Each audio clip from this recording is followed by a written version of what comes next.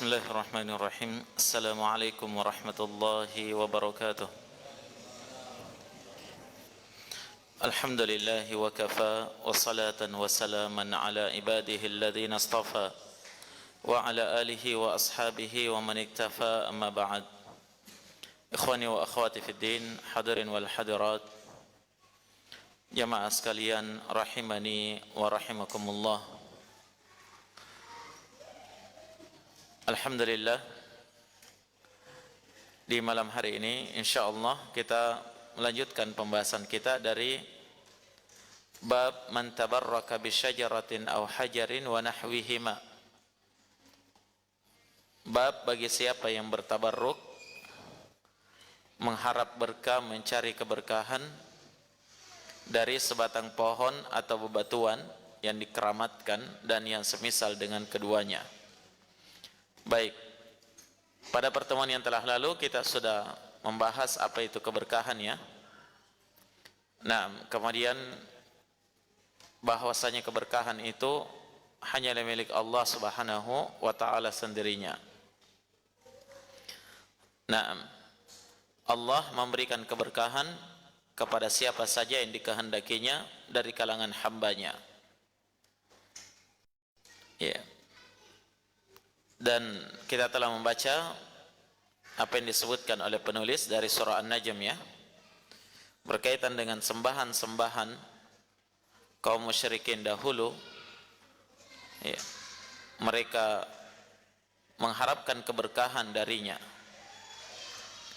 Ternyata ada yang berbentuk kuburan, ada yang berbentuk apa lagi?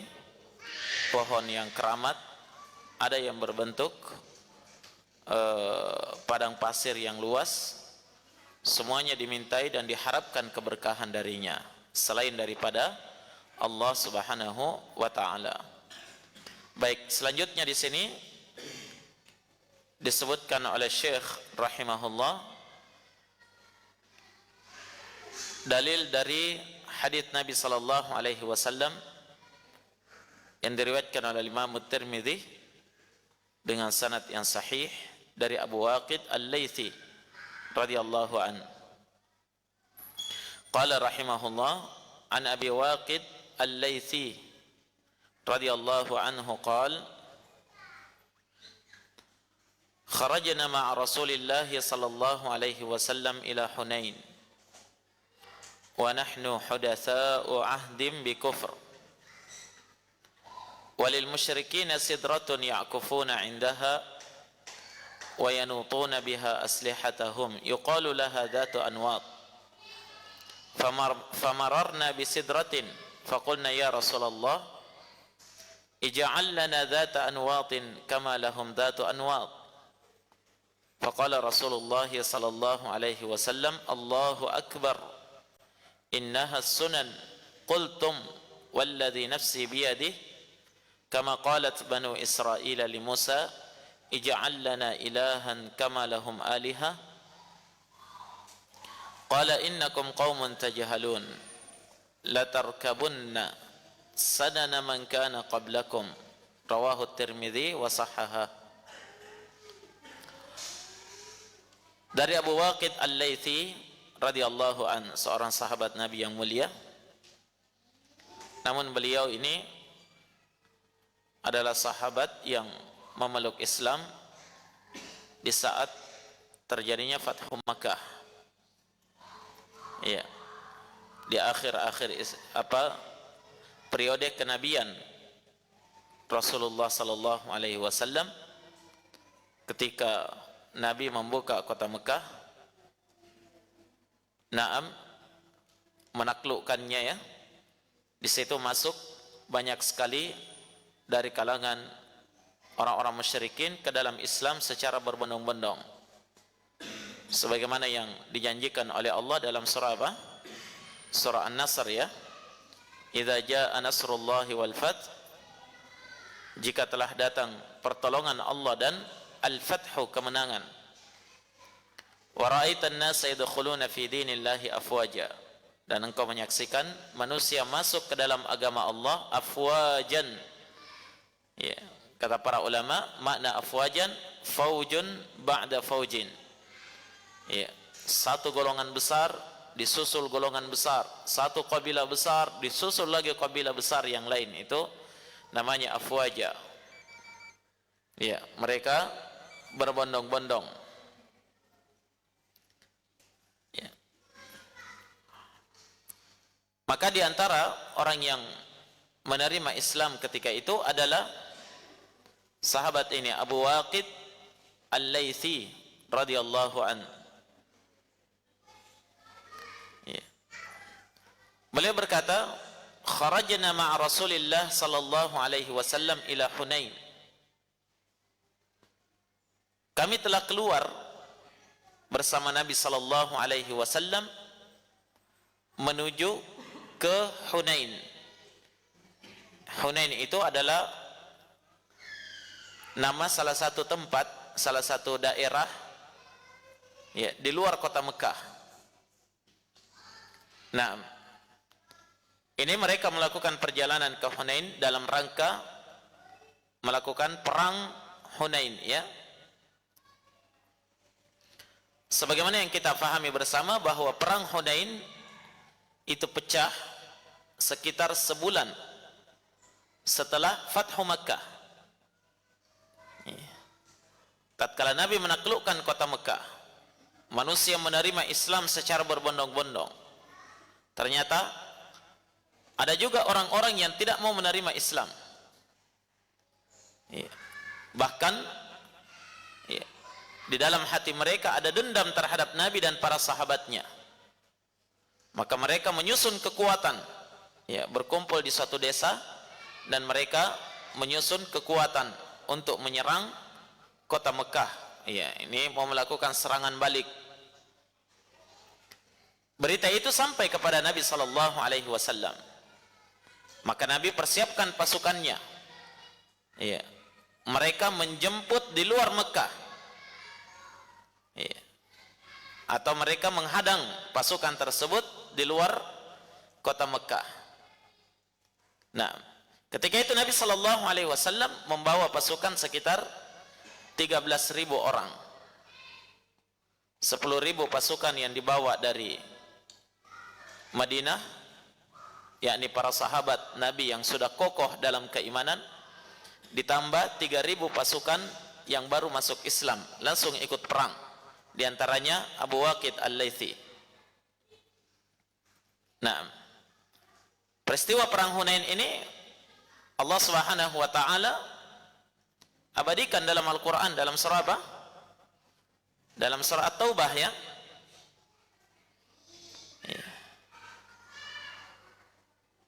Laqad nasarakumullahu fi mawatin katsiratin wa yawma Hunain idh a'jabatkum kathratukum falam tughni ankum syai'an wa daqat 'alaikumul ardu bima rahubat thumma wallaytum mudbirin fa anzalallahu sakinatahu 'ala rasulihi wa 'alal mu'minin ila akhiril ayah. Panjang lebar Allah jelaskan peristiwa perang Hunain di situ. Sungguh Allah Subhanahu wa taala telah menolong kalian fi mawatin katsira, pada berbagai macam kancah peperangan yang sangat banyak. Wa yauma Hunain, demikian pula di peristiwa perang Hunain.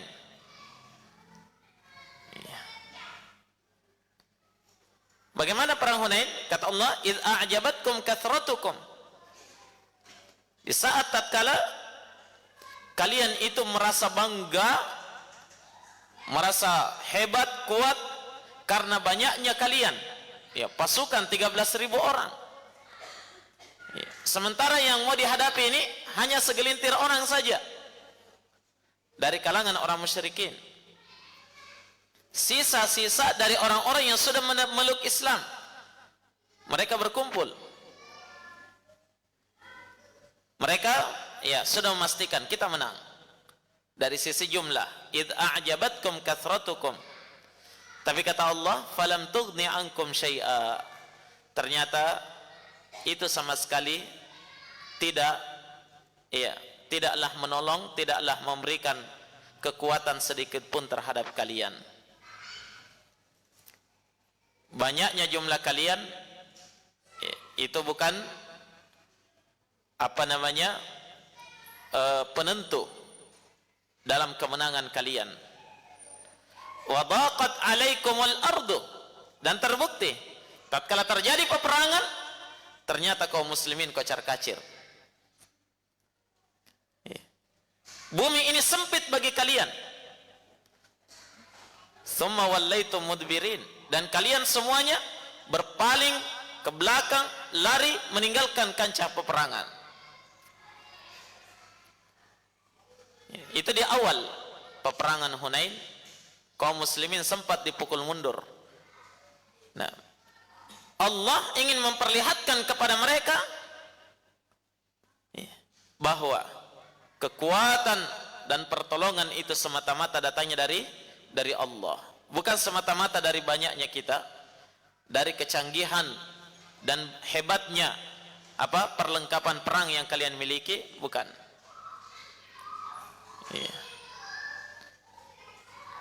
Allah menguji mereka pada perang Hunain, dan luar biasa kaum muslimin benar-benar tidak berdaya di awal peperangan itu. Tapi kata Allah, "Tsumma anzalallahu sakinatahu 'ala rasulihi wa 'alal mu'minin wa anzala junudan lam tarauha." Kemudian Allah memberikan ketenangan jiwa kepada Rasulnya dan kepada orang-orang yang beriman yang bersama dengan Nabi, yang masih sempat bertahan di tengah kancah peperangan di saat tatkala kebanyakan pasukan itu mengundurkan diri, lari ke belakang. Allah berikan ketenangan kepada Rasulnya. Kisahnya masyhur ya. Iya. Nabi hanya dikelilingi beberapa orang saja, terus memacu kudanya dan menyabetkan pedangnya. Nabi tidak lari. Makanya seorang sahabat Nabi sallallahu alaihi wasallam ditanya, "Aina kunta fi yaumi Hunain?" Aina kunta yauma Hunain? Di mana kamu ketika yaum Hunain? Kamu juga kabur? Iya. Katanya, bagaimana kami mau kabur sementara Rasulullah sallallahu alaihi wasallam tetap bertahan di tengah kancah peperangan itu.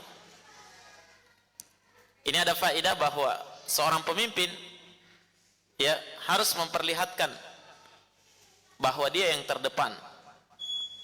Nah, ketika itu Nabi sallallahu alaihi wasallam hanya didampingi oleh beberapa orang, di antaranya Ali bin Abi Thalib, Al-Abbas bin Abdul Muttalib paman beliau, Al-Harith bin Abdul Muttalib paman beliau juga.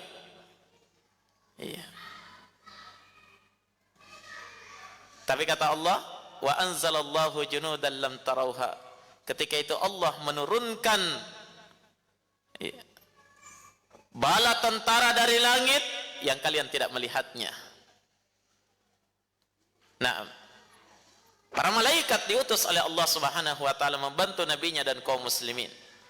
Ketika itulah ikhwani fillah, pasukan yang sempat kocar-kacir mundur ke belakang kembali merapatkan barisan ke depan, dan mereka berhasil meraih kemenangan karena pertolongan Allah semata. Nah, ini peristiwa perang Hunain ya. Di antara peristiwa yang terjadi ketika itu ini dalam hadis ini yang diceritakan oleh Abu Waqid Al-Laitsi. Kami berangkat ke Hunain. Jadi Nabi keluar bertemu dengan pasukan itu di Hunain. Tidak ada janji ya bahwa kita ketemu di sana, tidak ada. Tapi Nabi menyongsong pasukan tersebut jangan sampai dia mendekati kota Mekah. Ketemunya di Hunain, maka dinamakan perang Hunain. Tapi kata Abu Waqid, wa nahnu hudatsa'u ahdim bi kufr, dan kami baru masanya dari kekafiran. Kami maksudnya di sini sebahagian sahabat baru saja meninggalkan kekafiran, baru masuk Islam sekitar sebulan. Nah, dan disebutkan oleh para ulama itu berjumlah sekitar berapa? 3.000 orang yang ikut, ya, dari kalangan orang-orang yang mu'allaf, baru masanya di dalam Islam. Ini Abu Waqid Al-Laythi, ya, menyebutkan illah ini di depannya, ya, di depan pembicaraan beliau, karena, ya, nanti akan terjadi beberapa kesalahannya, sehingga orang yang membaca hadis ini atau mendengarnya bisa memaklumi bahwa wajar terjadi seperti itu, karena memang mereka adalah orang-orang yang baru masanya dalam al-Islam. Faham? Nah, ini diantara metode penyampaian dari Abu Waqid Al-Laythi yang luar biasa, ya.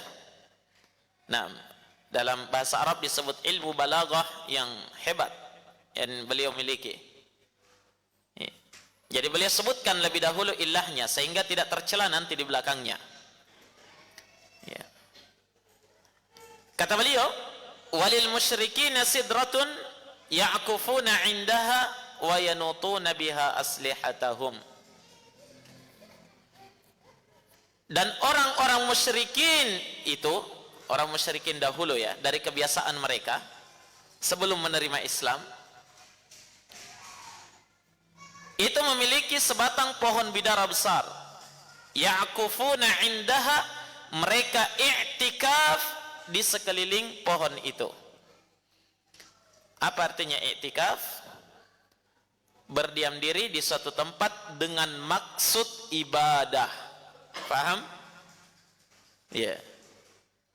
Ini bedanya dengan orang-orang yang berdiam diri di suatu tempat bukan dengan maksud ibadah.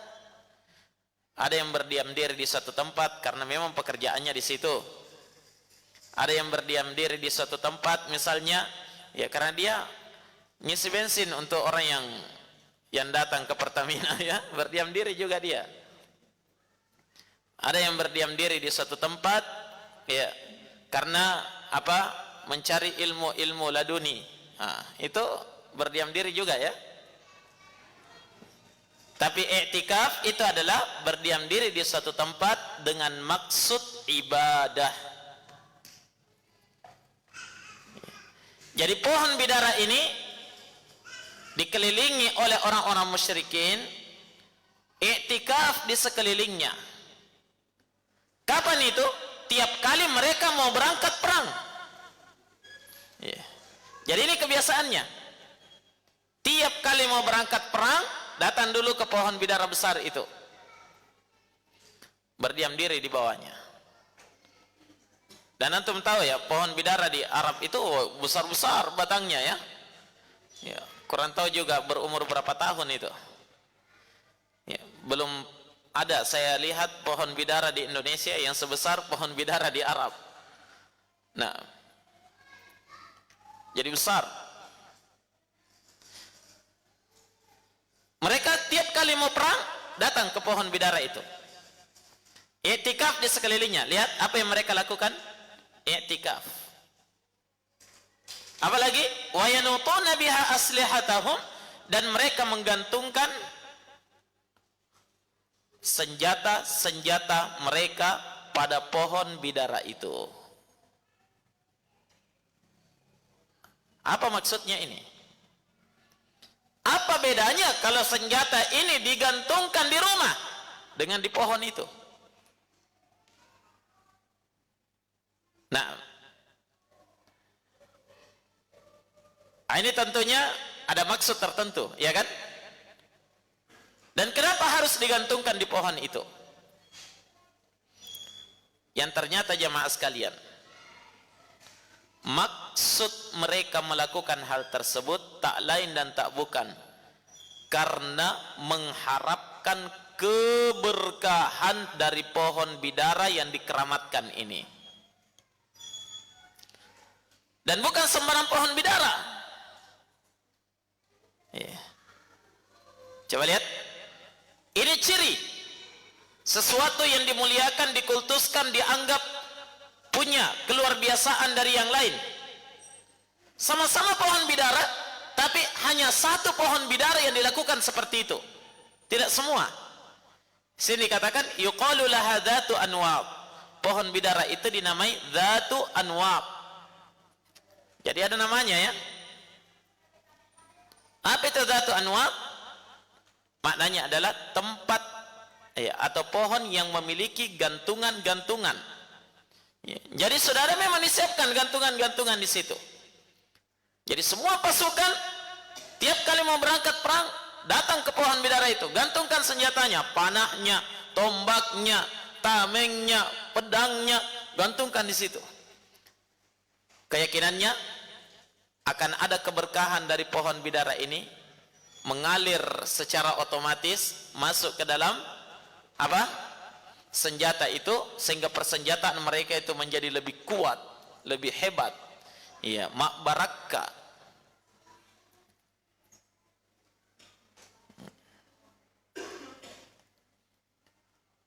Ini tidak ada bedanya dengan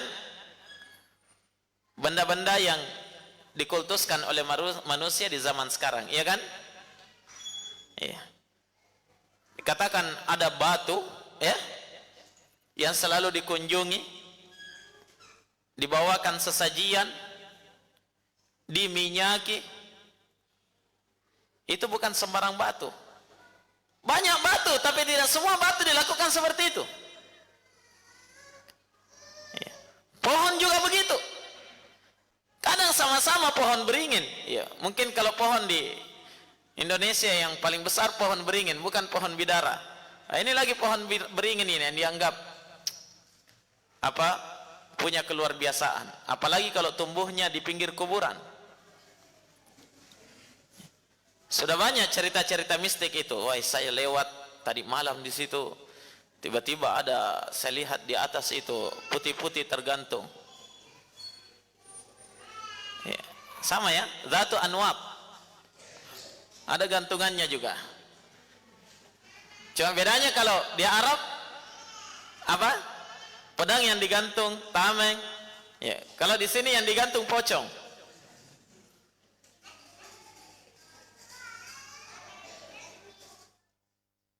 Lihat ya, dari sisi kesamaannya. Ya. Apa yang dilakukan oleh orang musyrikin dahulu dengan orang-orang yang dilakukan oleh orang sekarang walaupun dia mengaku muslim sama. Mengagungkan, memuliakan, mengkultuskan benda-benda yang dianggap keramat, punya kelebihan dari yang lain. Nah, jadi khusus dia, yuqalu laha Dzatu Anwat, dinamakan Dzatu Anwat. Ya. Dan perhatikan ikhwan fillah, di sini ada bentuk peribadatan yang mereka lakukan kepada pohon bidara itu. Ya. Ini perlu difahami, karena banyak orang yang mengatakan, oh, kami tidak menyembah, kita kan cuma bawa sesajen saja, kasih makan penghuninya. Tapi nyatanya sokol 3 warna yang dibawa ini tidak habis-habis juga. Kenapa tidak habis? Katanya sudah habis itu halusnya. Halusukna minanre. Ya. Cuma halusnya saja yang dimakan katanya. Nah, telurnya masih utuh. Ayam menyerah masih utuh di situ. Katanya, mana kami menyembahnya? Tidak pernah, kami tidak pernah sholat untuk di situ, tidak pernah. Coba perhatikan, bukan hanya sholat, rukuk dan sujud kepada selain Allah dianggap suatu kesyirikan, tapi ada bentuk peribadatan kepada selain Allah yang mereka tidak sadari. Apa itu? Coba lihat di sini. 2 bentuk ibadah yang mereka lakukan. Yang pertama, ya'kufuna indaha, i'tikaf. I'tikaf adalah ibadah yang diatur dalam syariat kita. Berdiam diri di suatu tempat dengan maksud ibadah. Ini adalah ibadah yang sangat agung, diatur dalam syariat kita. Allah berfirman, "Wala tubashiruhunna wa antum akifuna fil masajid. Jangan kalian bergaul dengan istri kalian dalam keadaan kalian itu i'tikaf di masjid-masjid. Nah, maka di sini dibatasi i'tikafnya kaum muslimin hanya di masjid. Tidak boleh di tempat lain. Makanya tidak boleh ada yang i'tikaf di kantor. I'tikaf di pasar dan yang lain sebagainya. Kaum muslimin diatur i'tikafnya di masjid. Maka kapan ada yang melakukan i'tikaf ini dimaksudkan untuk selain Allah di tempat-tempat tertentu yang dikeramatkan, yang dikultuskan, maka itu adalah bentuk peribadatan kepada selain Allah. Faham? Ya. Bentuk peribadatan kepada selain Allah. Kaum muslimin i'tikaf hanya ikhlas karena Allah semata. Ketika i'tikaf ini diarahkan kepada selain Allah, sama kalau dia rukuk dan sujud kepada selain Allah. Paham? Ya, ini yang pertama. Ibadah yang mereka lakukan, penyembahan yang mereka lakukan di bawah pohon keramat itu adalah i'tikaf. Yang mereka lakukan di batu keramat, i'tikaf. Iya tidak? Ya. Sama yang dilakukan orang sekarang? Ada juga yang i'tikaf di bawah pohon sekarang? Datang dari jauh-jauh, charter mobil, ya rental mobil, ya, hanya untuk datang ke suatu tempat yang di situ dianggap memiliki keberkahan. Setelah menikah harus datang ke sana supaya pernikahannya barakah. Iya kan? Setelah melahirkan anak harus datang ke sana jauh-jauh, i'tikaf di situ, bawa makanan, berdiam diri di tempat itu, tafakkur, ada yang berzikir, ada yang sholat dan seterusnya. Nah, sama dengan apa yang dilakukan oleh mereka. Walaupun ada juga yang i'tikaf di kuburan, cari nomor.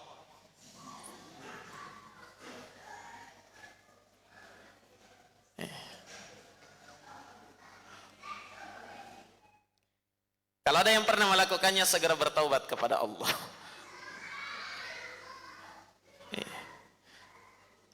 Tayyib. Itu yang pertama, ikhwan ya.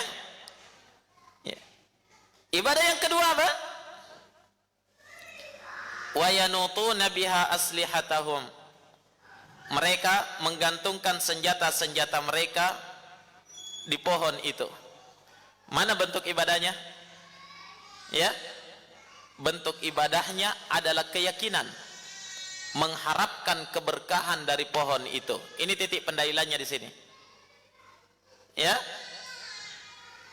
Sementara keberkahan hanya milik siapa? Milik Allah. Ya. Allah yang maha berberkah. Allah yang memberikan keberkahan kepada siapa yang dikehendakinya. Jelas? Ya. Maka kapan seorang mengharapkan keberkahan dari selain Allah, berarti dia telah menyamakan Allah dengan benda tersebut. Ya. Iya. Menyamakan Allah dengan pohon bidara itu.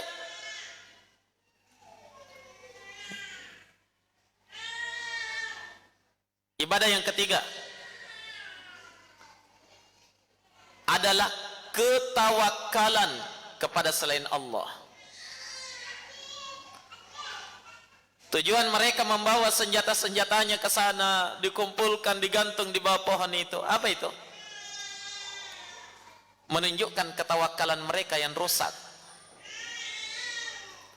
Sementara tawakal, penyandaran seluruh urusan hanya kepada Allah. Wa 'alallahi falyatawakkalul mu'minun. Dan hanya kepada Allah orang-orang yang beriman itu bertawakal. Hanya kepada Allah.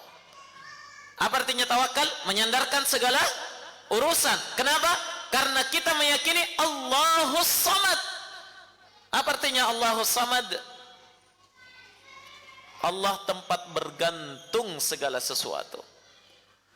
Bukan pohon bidara tempat bergantung, bukan pohon beringin tempat bergantung, bukan kuburan keramat tempat bergantung, bukan pula benda-benda pusaka adalah tempat bergantung. Bukan. Allahus Samad, hanya Allah tempat bergantung sendirinya. Maka kapan dia menyandarkan ketawakkalannya kepada pohon bidara tersebut, berarti dia telah mengalihkan ketawakkalannya harusnya kepada Allah, diserahkan kepada selainnya. Inilah bentuk kesyirikannya.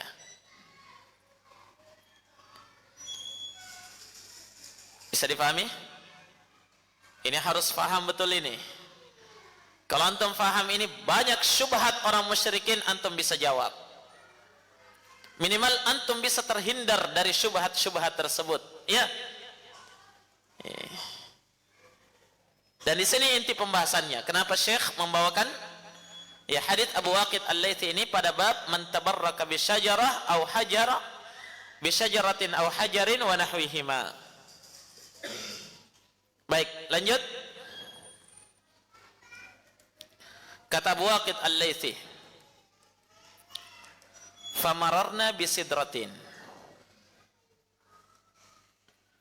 maka di tengah perjalanan menuju ke Hunain itu kami melewati sebatang pohon bidara juga.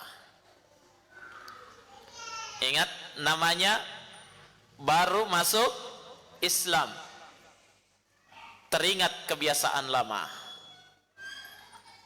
ya.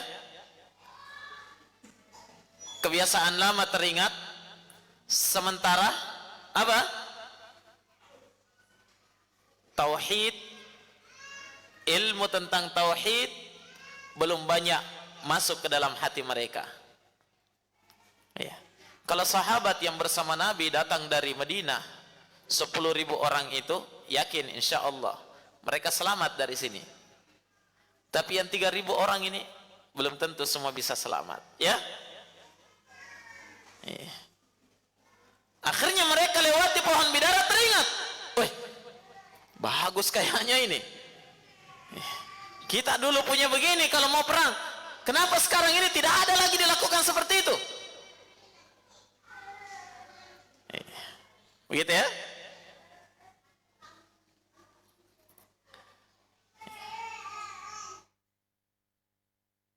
Dan ini sudah menjadi sunnatullah, bahwa sesuatu yang menjadi kebiasaan seseorang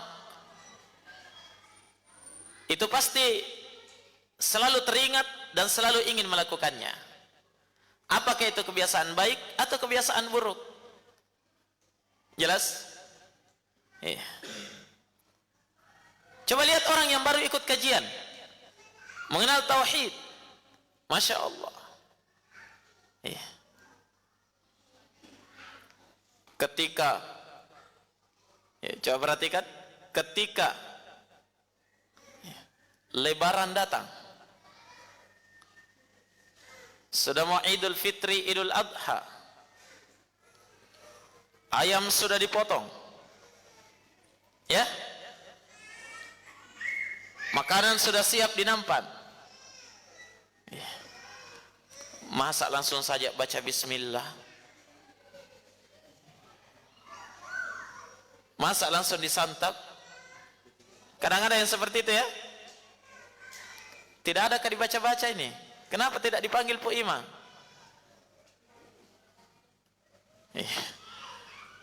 Teringat kebiasaan lama. Begitu ya? Nah, pasti lain perasaannya itu. Yang kebiasaannya dulu selalu begini-begini, tiba-tiba sekarang, tidak boleh ini, tidak boleh ini, tidak bisa ini.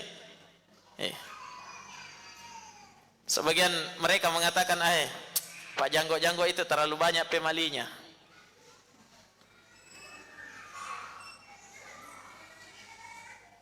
Nah, ini para sahabat Nabi, Masya Allah, radhiyallahu anhum, karena memang baru masanya dalam Islam, ya.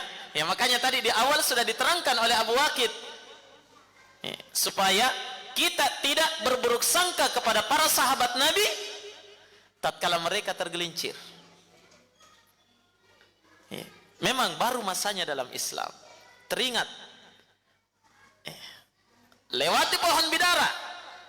Biasanya kalau begini kita mau pergi perang, ini harus gantungkan dulu senjata ini.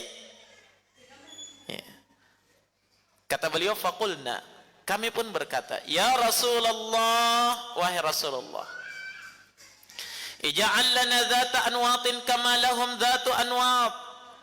Buatkan juga untuk kami, ini ada pohon bidara ini wahai Nabi. Buatkan untuk kami dhatu anwat, tempat menggantungkan senjata. Sebagaimana mereka, siapa mereka? Orang musyrik yang akan menjadi lawan kita nanti ini, yang akan kita hadapi nanti di peperangan ini. Mereka itu punya dhatu anwat. Mereka memiliki tempat menggantungkan senjata, makbarakah itu senjatanya. Kita ini, jangan sampai nanti satu kali pakai saja sudah patah ini.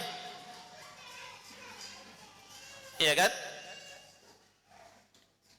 Minta kepada Nabi sallallahu alaihi wasallam, buatkan untuk kami dhatu anwat sebagaimana mereka memiliki dhatu anwat. Nah, apa kata Nabi? Faqala Rasulullah sallallahu alaihi wasallam, maka Rasulullah sallallahu alaihi wasallam bersabda, Allahu akbar. Nabi bertakbir. Ini Nabi mencontohkan seorang muslim itu selalu berzikir kepada Allah dalam seluruh keadaan. Dalam keadaan senang, dalam keadaan gembira, dalam keadaan kaget, dalam keadaan heran. Allahu akbar. Kalau kita kaget gimana? Muhammad. Bukan Allah yang disebut, Muhammad. Ada yang bukan Muhammad, Hamma. Ada lagi yang dipermodel mungkin. Saya cuma dengar di Mamuju ini. Hamma lallah.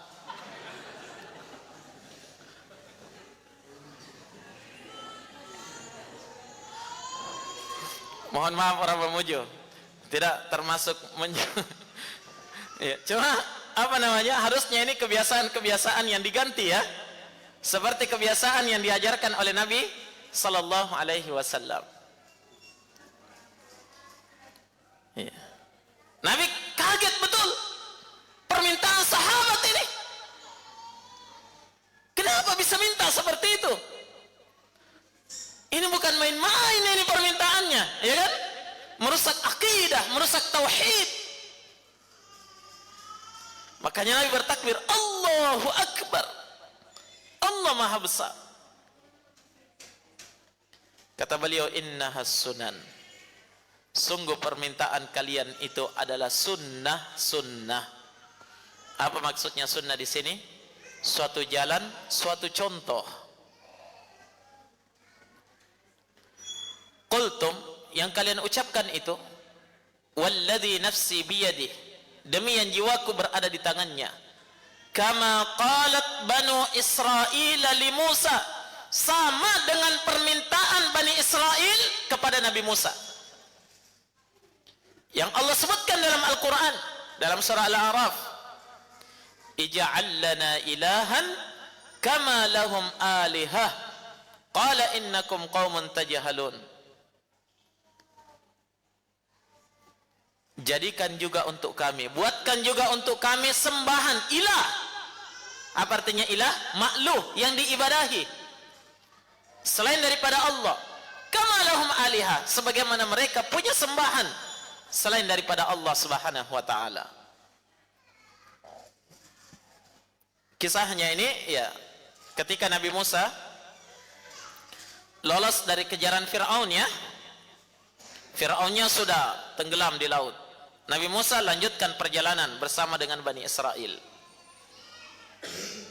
Ya, kaum Bani Israel yang mengikuti Nabi Musa, yang lolos dari kejaran Fir'aun, lanjut perjalanan.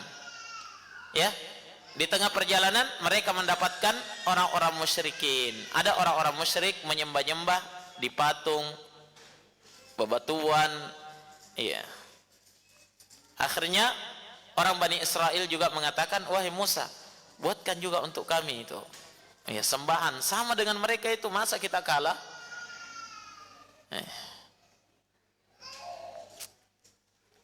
Kata Nabi Musa, qala innakum qaumun tajhalun. Kata Nabi Musa, kalian itu adalah orang-orang yang jahil, kaum yang bodoh.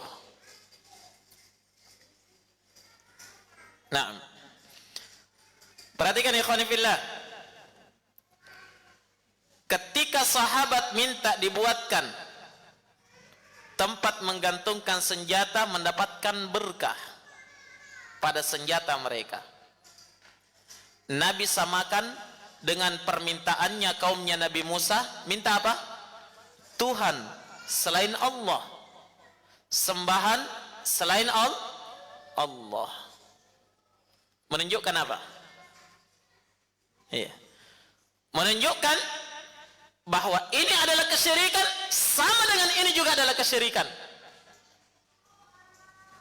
Minta dan mengharapkan keberkahan kepada pohon bidara, kepada benda-benda keramat, sama kalau minta Tuhan selain daripada Allah. Kenapa? Karena dari sisi penyembahan, ibadah. Jelas? Ya.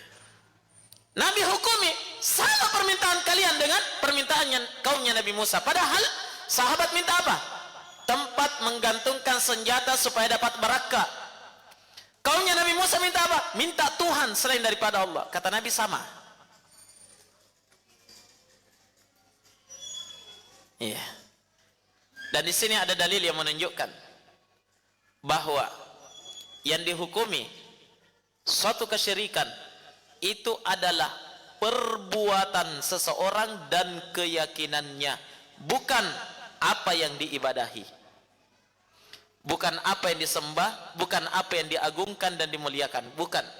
Tapi yang menjadi patokan adalah perbuatan dan keyakinan di dalam hati. Coba lihat, beda ya. Yang diminta sahabat apa? Dzatu anwat, pohon bidara tempat menggantungkan senjata. Kalau yang diminta oleh kaumnya Nabi Musa apa? Patung. Selain daripada Allah. Nabi katakan sama. Samakah antara pohon dengan patung? Tidak. Tapi yang sama apa? Perbuatan, permintaan, keyakinan, kesyirikan yang ada di dalamnya yang sama.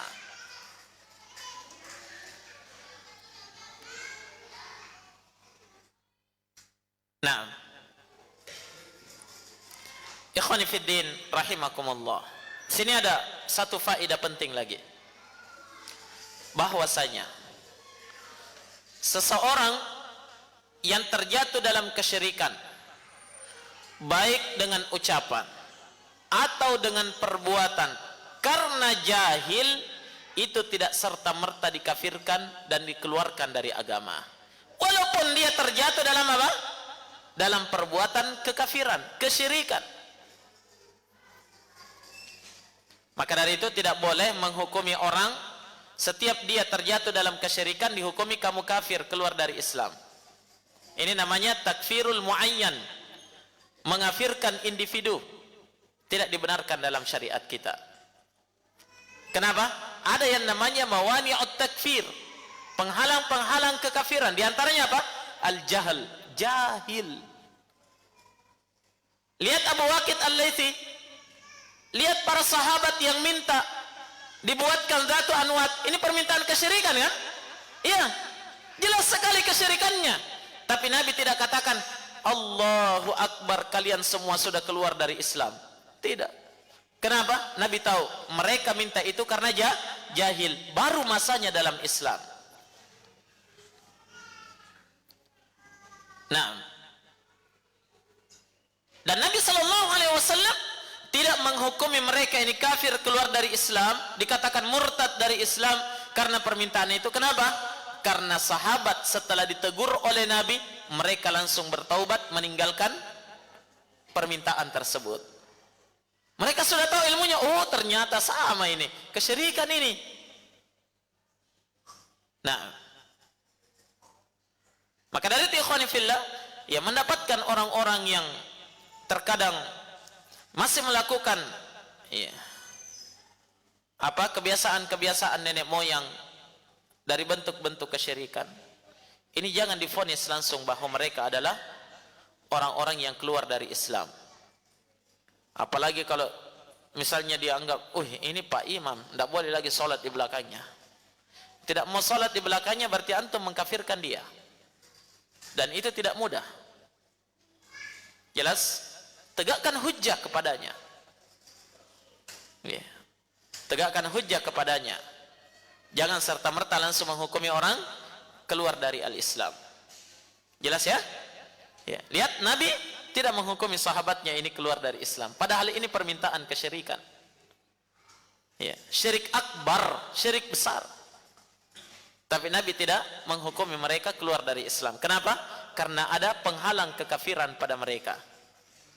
Dan ketika diingatkan, ketika diberikan ilmu, mereka terima. Mereka tinggalkan perbuatan itu.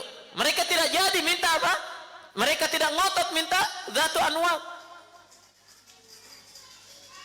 Ya, seandainya mereka tetap ngotot, tidak, wahai Nabi ini. Bisa-bisa mereka ditahdir oleh Nabi SAW. Tapi mereka tidak. Setelah ditegur oleh Nabi, mereka terima. Faham? Baik. Yang terakhir, kata Nabi SAW, la tarkabunna sanana man kana qablakum. Kata Nabi, pasti. Tiga penguat di sini. Kalian akan melakukan sanan, contoh-contoh jalan-jalan yang telah dilalui umat-umat sebelum kalian. Artinya apa? Kaum muslimin setelah menyebarnya Islam, ya, masih ada di antara mereka nanti yang tetap mengikuti sunnah-sunnah orang-orang musyrikin, orang-orang sebelum kita, orang-orang sebelum kita. Iya. Dan ini pasti kata Nabi. Dan ini yang terjadi dari zaman ke zaman. Iya tidak? Tetap ada orang yang mengaku dirinya muslim, KTP-nya Islam 100%. Tapi apa? Perbuatannya perbuatan kesyirikan. Ketika dicegah, apa alasannya? Ini perbuatan nenek moyang kita. Kalau kamu katakan ini musyrik, berarti nenek moyang kami juga musyrik. Kan begitu ya? Apalagi kalau sudah bicara garam. Sudah berapa banyak garam yang kamu makan? Ini nenek moyang kita dari dulu, lebih banyak garam dia makan. Kamu berani salahkan mereka? Kamu berani mengatakan perbuatannya musyrik? Ya, kita katakan iya. Karena kita sekarang ini memang sedikit makan garam, tapi garam beriodium. Kalau orang dulu garam jenek ponto. Nah,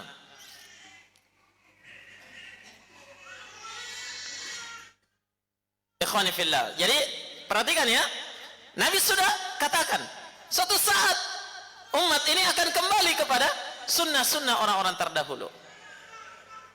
Terlebih lagi ketika apa? Ilmu tentang tauhid, ilmu tentang Quran dan sunnah sudah mulai ditinggalkan. Sudah mulai lemah semangat untuk belajar agama. Maka pasti akan kembali kepada kebiasaan umat-umat sebelum kita.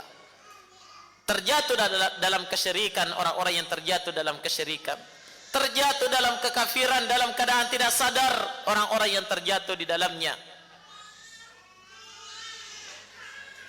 dari perbuatan orang-orang jahiliyah dahulu. Nah, dalam riwayat yang lain Nabi sallallahu alaihi wasallam bersabda, la tattabi'anna sanana man kana qablakum hadwal qudzati bil qudzah. pasti kalian akan mengikuti sunnah-sunnah, jalan-jalan, contoh-contoh umat-umat sebelum kalian. Lihat cara pengikutannya, hadwal quddah bil quddah, setapak demi setapak. Dalam riwayat yang lain datang dengan lafaz apa? Dhira'an bi dhira'in, sahasta demi sahasta. Artinya apa? Kaum muslimin secara tidak sadar terjebak dalam kebiasaan orang-orang musyrikin, orang-orang kufar dahulu, selangkah demi selangkah, sedikit demi sedikit terjatuh ke dalamnya. Hatta law dakhalu juhra dabbin la dakhaltumu, sampai tatkala mereka masuk ke dalam lubang dab, kalian juga pasti akan masuk, ikut-ikutan masuk ke dalamnya. Nah, maka dari itu ikhwani fillah, wajib bagi kita seluruhnya untuk memperhatikan ilmu kitabullah dan sunnah, ilmu tauhid terutama, ya. Karena khawatir ketika ilmu ini sudah dilupakan dan semakin tenggelam, manusia akan kembali kepada kebiasaan orang-orang musyrikin dahulu. Kenapa? Karena syaitan selalu membuat makar dan tipu daya menyesatkan anak cucu Adam. Jelas ya? Baik. Masih ada sedikit pembahasan kita berkaitan dengan tabarruk ini, tapi insyaallah ya kita akan bahas di pertemuan berikutnya. Ya. Namun sampai sini selesai apa kita membaca dalil-dalil yang disebutkan oleh Syekh dalam bab yang ke-8 ini. Nah, wallahu taala alam, naktafi bihadzal qadar. Subhanallahumma bihamdik, asyhadu an la ilaha illa anta, astaghfiruka wa atubu ilaik. Tafaddalu wa hafizakumullah.